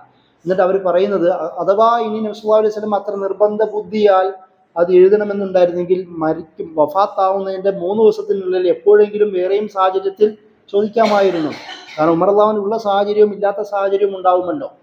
ആ സാഹചര്യം ഉമർ അള്ളാഹുവിന് ഉണ്ടായിരുന്നു, അതുകൊണ്ട് ഉമർ അള്ളാഹുവിനെ തടഞ്ഞു. ഇല്ലാത്ത സാഹചര്യം വേറെ ഉണ്ടാവും. ഭാര്യമാരുമായി, അല്ലെങ്കിൽ ആയിഷ റളിയല്ലാഹു മടിയിൽ കിടന്നാണ് മരിക്കുന്നത്, ആയിഷയോട് ആവശ്യപ്പെടാമായിരുന്നു. അല്ലെങ്കിൽ മകൾ ഫാത്തിമ കൂടെയുണ്ട്, അലിയുടെ ഭാര്യ ഫാത്തിമ കൂടെയുണ്ട്, ആ ഫാത്തിമയോടെങ്കിലും ആവശ്യപ്പെടാമായിരുന്നു. അങ്ങനെയാണെങ്കിൽ, ഈ വാദത്തിൻ്റെ വിഷയമാണെങ്കിൽ ഫാത്തിമയോട് ആവശ്യപ്പെടാമായിരുന്നു. അതുമല്ല, മരുമകനായ അലിയും കൂടെയുണ്ട്, അലിയോടും ആവശ്യപ്പെടാമായിരുന്നു. അപ്പോൾ പിന്നെ എങ്ങനെയാണ് ഇത് ഒരു അവകാശവാദത്തിന് കാരണമായി തീരുന്നത്? അത് വളരെ തെറ്റാണ് എന്ന് പറഞ്ഞുകൊണ്ട് ഇസ്ലാമിക പണ്ഡിതന്മാർ ആ വാദത്തെ തള്ളിക്കളയുന്നതും നമുക്ക് ചരിത്രത്തിൽ കാണാം. ഇങ്ങനെ നബി സല്ലല്ലാഹു അലൈഹി വസല്ലമയുടെ അവസാന നിമിഷം പോലും ഉമർ അള്ളാഹുവിനെ സംബന്ധിച്ചിടത്തോളം വളരെ വിവാദപരമായ ഒരു നിമിഷം നൽകിക്കൊണ്ടാണ്. അതിപ്പോഴും മുസ്ലിം സമൂഹത്തിനിടയിൽ വലിയ ചർച്ചയ്ക്ക് കാരണമാണ്. കാരണം നമ്മൾ പലപ്പോഴും ആലോചിക്കാറുണ്ട് നബി എങ്ങാനും എഴുതിയിരുന്നെങ്കിൽ എന്തായിരിക്കാം നബി ഉദ്ദേശിച്ചിട്ടുണ്ടാവുക. കാരണം നബിയുടെ വസിയത്തായിട്ട് പറയുന്നത് 2-3 കാര്യങ്ങളാണ്. നബി അവസാനം കൊടുത്ത വസിയത്ത്. ഒന്ന്, ഹറം പ്രദേശത്ത് നിന്ന്, ആ ഭാഗത്ത് നിന്ന് സകല മുശ്രിക്കുകളെയും ഇല്ലാതാക്കണം, അതായിരുന്നു. പിന്നെ എൻ്റെ സുന്നത്തിലും ഖുർആനിലും നിങ്ങൾ അടിയുറച്ച് നിലനിൽക്കണം എന്നൊക്കെയുള്ള 2-3 വസിയത്തുകളാണ്. വിശ്വാസ സമൂഹത്തിൽ ഈമാൻ ഉണ്ടാവണം, അവിടെ കാബ ചുറ്റളവിൽ ഭാഗത്ത് മുശ്രിക്കുകൾ എൻ്റെ അടയാളം പോലും ഉണ്ടാവാൻ പാടില്ല എന്നൊക്കെ. നബി സല്ലല്ലാഹു അലൈഹി വസല്ലമ ഹറം ഭാഗത്ത് സകല ഷിർക്കിൻ്റെ അടയാളങ്ങളെയും ഒഴിവാക്കിയിട്ടാണ് ഹജ്ജ് നടത്തിയത്. അതും വർഷങ്ങൾക്ക് ശേഷമാണ്, പിന്നെയും 1-2 വർഷത്തിന് ശേഷമാണ് നബി സല്ലല്ലാഹു അലൈഹി വസല്ലമ മരണമടയുന്നത്, വഫാത്താവുന്നത്. അപ്പോഴും നബി സല്ലല്ലാഹു അലൈഹി വസല്ലമ അങ്ങനെ ആഗ്രഹിക്കണമെങ്കിൽ എന്തെങ്കിലും ചിഹ്നങ്ങൾ എവിടെയെങ്കിലും ബാക്കി ഉണ്ടാവണം. അതുകൊണ്ടാണ് നബി സല്ലല്ലാഹു അലൈഹി വസല്ലമ വസിയത്തായിട്ടാണ് നൽകുന്നത്. അപ്പോഴും ഭരണാധികാരത്തെ ആ വസിയത്തിൽ നബി പരാമർശിക്കുന്നില്ല. ഞാൻ പറഞ്ഞത്, നബി സല്ലല്ലാഹു അലൈഹി വസല്ലമ ആ എഴുത്തിൽ അലി റളിയല്ലാഹു അൻഹുവിനുള്ള ഇമാമത്താണ്, ഖിലാഫത്താണ് ഉദ്ദേശിക്കുന്നതെങ്കിൽ വസിയത്തായിട്ടും പറയാമായിരുന്നു എന്ന് പണ്ഡിതന്മാർ ഈ സംഭവങ്ങളെയും പരാമർശിച്ചുകൊണ്ട് പറയുന്നത് കാണാം. അപ്പോൾ എന്തായാലും അത് അലി റളിയല്ലാഹു അൻഹുവിൻ്റെ ഭരണാധികാരത്തെ അതുമായി ബന്ധപ്പെട്ടതല്ല എന്നാണ് പണ്ഡിതന്മാർ ഈ സംഭവങ്ങളെ വിശദീകരിച്ചുകൊണ്ട് പറയുന്നത്. ഇതിൻ്റെ ഇടയിൽ 1-2 കാര്യങ്ങൾ വേറെ പറയാനുള്ളത്. ഉമർ റളിയല്ലാഹു അൻഹു എഴുത്തും വായനയും അറിയുന്ന ആളാണ്. അതുകൊണ്ട് കൂടുതൽ വായിക്കാനും പഠിക്കാനും താല്പര്യമുള്ള ആളാണ്. ചർച്ചകൾ നടക്കുമ്പോൾ അതുമായി ബന്ധപ്പെട്ട വിഷയങ്ങൾ അന്വേഷിച്ച് കണ്ടെത്തുന്ന ആളാണ്. ഒരിക്കൽ ഉമർ റളിയല്ലാഹു അൻഹു നബി സല്ലല്ലാഹു അലൈഹി വസല്ലമയുടെ അടുത്ത് അന്നത്തെ തൗറാത്തിൻ്റെ ഒരു കോപ്പിയുമായി വന്നു. അപ്പോൾ ചർച്ച ചെയ്യുകയാണ്. നബി സല്ലല്ലാഹു അലൈഹി വസല്ലം കാര്യം പറയുമ്പോൾ ഉമർ റളിയല്ലാഹു അൻഹു ആദ്യം ഇങ്ങനെ കാണിക്കുകയും വല്ലാണ്ട് മൈൻഡ് ചെയ്തില്ലത്രേ. അപ്പോൾ ഉമർ റളിയല്ലാഹു അൻഹു അതിൽ നിന്ന് ചില ഭാഗങ്ങൾ വായിക്കാൻ തുടങ്ങി. നബി സല്ലല്ലാഹു അലൈഹി വസല്ലം തടഞ്ഞു, അത് വേണ്ട, കയ്യിൽ ഖുർആൻ ഉണ്ടായിരിക്കെ, ഞാൻ ജീവിച്ചിരിക്കെ എഴുത്തി തെറ്റ് തിരുത്തൽ വന്ന മാറ്റപ്പെട്ട കിതാബിനെ അടിസ്ഥാനമാക്കി ഇപ്പോൾ അത് വേണ്ട ഇല്ല എന്ന്. അതായത് പിന്നെ കമ്പാരിറ്റീവ് സ്റ്റഡീസിനെ തടയുന്നതല്ല, ഉമർ റളിയല്ലാഹു അൻഹുവിനോട് അതിൽ വല്ലാണ്ട് ഇപ്പോൾ പ്രാധാന്യം കൊടുക്കേണ്ടതില്ല എന്ന് പറഞ്ഞുകൊണ്ട് തടയുന്ന കാണാം. ഞാൻ പറയുന്നത്, ഉമർ അള്ളാഹുവിനെ നബി സല്ലല്ലാഹു അലൈഹി വസല്ലമ തടഞ്ഞു എന്ന് സത്യമാണെങ്കിൽ പോലും ആ കിതാബ് കൊണ്ടുവരാൻ, അതും നബിയുടെ മുമ്പിലേക്ക് കൊണ്ടുവരാൻ കാണിച്ച ആ ആർജവത്തെയും കൂടുതൽ പഠിക്കാനുള്ള അദ്ദേഹത്തിൻ്റെ അന്വേഷണ ത്വരയുമാണ് ആ സംഭവത്തിൽ നിന്ന് നമുക്ക് പഠിക്കാനുള്ളത്. അപ്പോൾ കൂടുതൽ പഠിക്കുക, കൂടുതൽ അറിയുക, അത് ഏത് സോഴ്സിൽ നിന്നാണെങ്കിലും അത് കണ്ടെത്തുക എന്നതൊക്കെയും ഉമർ അള്ളാഹുവിൻ്റെ സ്വഭാവമായിരുന്നു എന്ന് കാണാം. അതുകൊണ്ടാണ് നബി സല്ലല്ലാഹു അലൈഹി വസല്ലമ തന്നെ പറഞ്ഞത്, ഏത് ദീർഘവീക്ഷണം കൂടിയ ഏത് വിവരത്തിൽ നബി സല്ലല്ലാഹു അലൈഹി വസല്ലമ തന്നെ പറഞ്ഞു. ഒരു ഹദീസിൽ ഞാനൊരു സ്വപ്നം കണ്ടു, നബി സല്ലല്ലാഹു അലൈഹി വസല്ലമയുടെ സ്വപ്നമാണ്. അതിൽ ഒരുപാട് ചില ആൾക്കാർ ഷർട്ട് ഇട്ടിട്ടുണ്ട്, ഇത്രയുള്ള ഷർട്ടുള്ളൂ. ചില ആൾക്കാർ കുറച്ചുകൂടി നീളമുള്ള ഷർട്ട്. പക്ഷേ ഉമർ ഇട്ടേക്കുന്ന ഷർട്ട് വലിഞ്ഞിഴഞ്ഞു പോകുന്ന തുണിയാണ്. അപ്പോൾ സഹാബികൾ ചോദിച്ചു, അതെന്താണ്? അത് ഉമർ അള്ളാഹുവിൻ്റെ കമ്മിറ്റ്മെൻ്റാണ് എന്ന് പറയുന്ന ഒരു വിശദീകരണമുണ്ട്. ചിലയിടത്ത് ഉമർ അള്ളാഹുവിൻ്റെ ജ്ഞാനത്തെക്കുറിച്ചാണ്. അത്രയും വിവരമുള്ള ആളാണ് ഉമർ അള്ളാഹുവിനെ എന്ന് നബി സല്ലല്ലാഹു അലൈഹി വസല്ലമ തന്നെ ഉമർ അള്ളാഹുവിനെ പോരിശ പറയുന്ന ഹദീസുകളും വേറെയുമുണ്ട്. അതുകൊണ്ടാവാം ഉമർ അള്ളാഹുവിന് തന്നെ അദ്ദേഹത്തിൻ്റെ മക്കൾ പരമ്പരയിലെല്ലാം പണ്ഡിതന്മാരായിരുന്നു എന്ന് നമുക്ക് കാണാം. ഉമർ അള്ളാഹുവിനു മരിക്കാൻ കിടക്കുന്ന സാഹചര്യത്തിൽ പുതിയ ഖിലാഫത്തിന് ചർച്ചയ്ക്ക് വരുമ്പോൾ ആരെ തിരഞ്ഞെടുക്കണമെന്ന് പറയുമ്പോൾ അദ്ദേഹം തൻ്റെ മകൻ്റെ പേരും നിർദ്ദേശിക്കുന്നുണ്ട്. 6 പേരുടെ പേര് പറഞ്ഞിട്ട് നിങ്ങൾ ഇബ്നു ഉമറിനെയും ചർച്ചയ്ക്കെടുത്തോളൂ, കാരണം അവന് ബോധമുള്ളവനാണ്. ഇബ്നു ഉമർ റളിയല്ലാഹു അൻഹുവിനെ കുറിച്ച് നബി സല്ലല്ലാഹു അലൈഹി ഉമർ റളിയല്ലാഹു തന്നെ വലിയ ചർച്ചയ്ക്ക് ഇബ്നു ഉമറിനെ കൊണ്ടുവരും. എന്നിട്ട് പല സഹാബികളോട് ചോദിക്കും, എന്തെങ്കിലും വിഷയം എടുത്തിടുമ്പോൾ അവർക്ക് ഉത്തരം ഉണ്ടാവില്ല. ഉമർ ഇബ്നു ഉമറിനോട് പറയാൻ പറയും, അദ്ദേഹം ഉത്തരം പറയും. കാരണം അന്ന് ഇബ്നു ഉമർ ചെറുപ്പമാണ്. പക്ഷേ ചില ഈ കൂടെയുള്ള സാഹിബിൽ ചോദിക്കും, ചെറുപ്പക്കാരനെ എന്താണ് ഞങ്ങൾക്കിടയിൽ കൊണ്ടുവരുന്നത്, ഇപ്പോൾ കാണിച്ചു തരാമെന്ന് പറയും. എന്നിട്ട് അവസാനം അദ്ദേഹത്തോട് ചോദിക്കുമ്പോൾ അദ്ദേഹം ഉത്തരം പറയും. കാരണം എന്താ, ഈ മകൻ്റെ വാപ്പയുടെ മകൻ എന്ന് പറയുന്ന ഒരു ബന്ധം ഒരുപക്ഷെ അതിൽ അഭിമാനം കൊണ്ടതായിരിക്കാം ഉമർ അള്ളാഹുവിന്. അതായത് ഒരു വിജ്ഞാനത്തിൻ്റെ ഒരു വിതരണം ഉമർ അള്ളാഹുവിന് ജീവിതത്തിലൂടെല്ലാം കാണിച്ചിട്ടുണ്ട്. അതാണ് നമ്മൾ പറഞ്ഞത്, ഹിജറ ചെയ്യുമ്പോൾ പോലും ഉമർ അള്ളാഹുവിൻ്റെ അടുത്ത് പഠിക്കാൻ വേണ്ടി പാവങ്ങൾ പോയിരുന്നു. അതാണ് ഞാൻ നേരത്തെ പറഞ്ഞത്. ആരും അടിക്കാൻ തയ്യാറല്ലെങ്കിലും പഠിക്കാൻ വേണ്ടി ആൾക്കാർ ഉമർ അള്ളാഹുവിൻ്റെ പുറയിൽ പോയിരുന്നു. അവരെയും കൂടി ക്ലാസ് എടുത്ത് പഠിപ്പിച്ചതിന് ശേഷമാണ് ഉമർ അള്ളാഹുവിന് ഹിജറ ചെയ്തത് എന്നും കൂടി നമുക്ക് ചരിത്രത്തിൽ കാണാം. അപ്പോൾ നബി സല്ലല്ലാഹു അലൈഹി വസല്ലമയിൽ നിന്ന് ഊർജ്ജം ഉൾക്കൊണ്ട് ആവേശം മുഴുവൻ സ്വീകരിച്ച നബി സല്ലല്ലാഹു അലൈഹി വസല്ലമയോട് പോലും തർക്കിക്കാൻ അധികാരമുണ്ടായിരുന്ന ഒരു മനുഷ്യൻ എന്ന നിലയിൽ ഈ മനുഷ്യനെ നബി സല്ലല്ലാഹു അലൈഹി വസല്ലമ പിന്നീട് എങ്ങനെയാണ് മാറ്റിയത്? അതാണ് അബൂബക്കറും ഉമറും തമ്മിലുള്ള വ്യത്യാസം നമുക്ക് ചരിത്രത്തിൽ കാണുവാൻ കഴിയുന്നത്. അത് വളരെ ക്ഷുഭിതനായ, ക്ഷിപ്രകോപിയായ, തന്നെ വധിക്കാൻ വന്ന, തൻ്റെ മുമ്പിൽ ആരെയും വധിക്കാൻ തയ്യാറാവുന്ന ഉമറിനെ എന്നാൽ ഏറ്റവും വലിയ സ്വാത്വികനാക്കി മാറ്റാൻ നബി സല്ലല്ലാഹു അലൈഹി വസല്ലമയ്ക്ക് കഴിഞ്ഞു. ഏറ്റവും വലിയ പാവവും സാത്വികനുമായിരുന്ന അബൂബക്കർ റളിയല്ലാഹു അൻഹുവിനെ 2 വർഷം കൊണ്ട് ഏറ്റവും വലിയ ക്ഷിപ്രകോപിയാക്കി മാറ്റുവാനും നബി സല്ലല്ലാഹു അലൈഹി വസല്ലമയ്ക്ക് കഴിഞ്ഞു. അതായത് ഒരു നേതാവിൻ്റെ ക്വാളിറ്റി എങ്ങനെയാണ് തൻ്റെ കൂടെയുള്ളവരുടെ സ്വഭാവം കണ്ടറിഞ്ഞുകൊണ്ട് അവരുടെ ക്യാരക്ടറുകൾ തിരിച്ചറിഞ്ഞുകൊണ്ട് ഏത് തരത്തിലേക്ക് മാറ്റാൻ പറ്റുമെന്ന് നബി സല്ലല്ലാഹു അലൈഹി വസല്ലമയ്ക്ക് വ്യക്തമായ ധാരണയുണ്ടായിരുന്നു. അത് ഉമർ അള്ളാഹുവിനും കൂടി പകർന്നു കൊടുത്തുകൊണ്ടാണ് നബി സല്ലല്ലാഹു അലൈഹി വസല്ലമ വഫാത്തായത്. പിന്നീട് നമുക്ക് ഉമർ അള്ളാഹുവിൻ്റെ ജീവിതത്തിലും ഇതേപോലെ ഉദാഹരണങ്ങൾ കാണാം. അതായത് മടി കാണിക്കുന്നവനെ 2 സംഭവങ്ങളുണ്ട്. ഒരാൾ നല്ല യുവാവായ ഒരാൾ, ഊർജ്ജസ്വലനായ ഒരാൾ കുന്തി ഇങ്ങനെ നടന്നു പോകുന്നു, വടി കുത്തിയിട്ട് നേരെ നടന്നു പോകാൻ പറയുന്നു. അതുപോലെ തന്നെ ഒരു നേരെ തിരിച്ചും ഇതേ സംഭവം ഉണ്ടാവുന്നു. അഹങ്കാരത്തോടെ നടന്നു വന്നവനെ മാന്യമായി നടക്കട എന്നും പറയുന്ന ഉമർ അള്ളാഹുവിനെ കാണാം. അതായത് തൻ്റെ സ്വഭാവം നന്നായി അറിയുന്ന ആളായിരുന്നു ഉമർ അള്ളാഹുവിന്.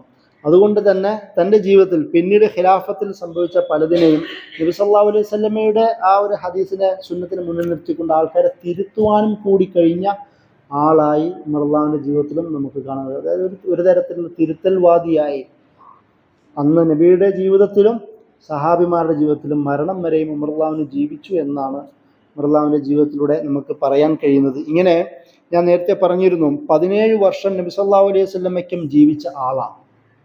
അതിലെ എല്ലാ നിമിഷവും നമുക്ക് പറയാൻ കഴിയില്ല. എന്നാൽ പോലും വളരെ സുപ്രധാനമായ ചില ചരിത്ര സംഭവങ്ങളാണ് ഞാനിവിടെ പരാമർശിച്ചത്. ഇതല്ലാതെയും വേറെയും ഒരുപാട് സംഭവങ്ങളുണ്ട്. അത് നിങ്ങൾ വായിക്കുക, പഠിക്കുക. അല്ലാഹു സുബ്ഹാനഹു വ തആല കൂടുതൽ വിവരങ്ങൾ നൽകി നമ്മെ അനുഗ്രഹിക്കട്ടെ. നമ്മൾ ഈ സഹാബികളുടെയൊക്കെ ചരിത്രം പഠിക്കുന്നത് ചരിത്രം പഠിക്കാൻ വേണ്ടി മാത്രമല്ല, ചരിത്രത്തെക്കുറിച്ച് ഖുർആൻ തന്നെ പറയുന്നത് ഇബ്രത്ത് ഗുണപാഠം ലഭിക്കുവാൻ വേണ്ടിയിട്ടാണെന്നാണ്. ഇവരൊക്കെയും നമ്മളെ റോൾ മോഡലായിട്ടാണ് നബി സല്ലല്ലാഹു അലൈഹി വസല്ലം പഠിപ്പിക്കുന്നത്. 10 സ്വർഗം കൊണ്ട് സന്തോഷ വാർത്ത അറിയിച്ചവരിൽ ഒരാൾ ഉമർ റളിയല്ലാഹു അൻഹു ആണ്. എന്തുകൊണ്ടാണ്? അതാണ് പിന്നീട് ലൈഫിൽ അദ്ദേഹത്തിൻ്റെ ലൈഫിൽ നമുക്ക് കാണുവാൻ കഴിയുന്നത്. അത് നമുക്ക് റോൾ മോഡലായി വരിക എന്നുള്ളൊരു ഉദ്ദേശം കൂടി ഒരുപക്ഷെ നബി സല്ലല്ലാഹു അലൈഹി വസല്ലം ആ സ്വർഗീയ വാർത്ത, സുവിശേഷ വാർത്ത നൽകുന്നതിൽ ഉദ്ദേശിച്ചിട്ടുണ്ടാവണം. എന്താണെങ്കിലും ഇവരുടെ ലൈഫ്, ഇവരുടെ ജീവിതം, അവരുടെ കമ്മിറ്റ്മെൻറ്റ്, അവരുടെ ലോയാലിറ്റി, ഇസ്ലാമിലുള്ള ലോയാലിറ്റി എന്ത് തന്നെയാണെങ്കിലും സ്വന്തം ധൈര്യത്തോടെ ആത്മവിശ്വാസത്തോടെ നേരിടുമെന്ന് പറയുന്ന ആ ദൃഢത, ഹൃദയദാർഢ്യം, അതിൻ്റെ കൂടെ തന്നെ വിശാലത എല്ലാം നമുക്ക് ഉമറുള്ളാഹിൻ്റെ ജീവിതത്തിൽ കാണുവാൻ കഴിയും. ആ ഒരു സ്വഭാവമാവണം നമ്മളിലേക്കും വരേണ്ടത്, നമ്മളും ആർജിച്ചെടുക്കേണ്ടത്. അങ്ങനെയുള്ള വിശ്വാസികളാക്കി അല്ലാഹു സുബ്ഹാനഹു വ തആല നമ്മെ മാറ്റട്ടെ. വാഖിറു ദഅ്വാനാ അൽഹംദുലില്ലാഹി റബ്ബിൽ ആലമീൻ. അസ്സലാമു അലൈക്കും.